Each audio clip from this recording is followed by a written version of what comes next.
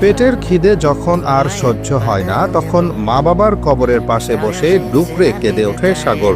তার কান্নায় মিশে থাকে তীব্র যন্ত্রণা আর গভীর একাকিত্ব। মনে হয় যেন মাটির নিচে শুয়ে থাকা বাবা মাকেই সে তার কষ্টের কথা জানাচ্ছে। বলছে, আমার খুব খিদে পেয়েছে, তোমরা কোথায়?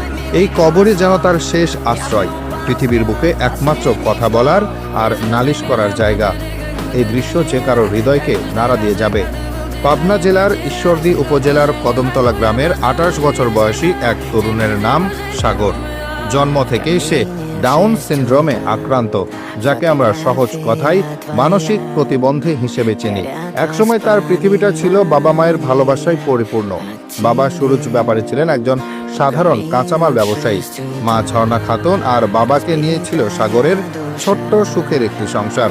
বাবা মায়ের আদরে তার কোনো কিছুর অভাব ছিল না। সারাদিন গ্রামের এদিক সেদিক ঘুরে বেড়াতো আর দিন শেষে মায়ের কাছে ফিরে আসতো। কিন্তু সেই সুখের দিনগুলো হঠাৎ করেই হারিয়ে যায়।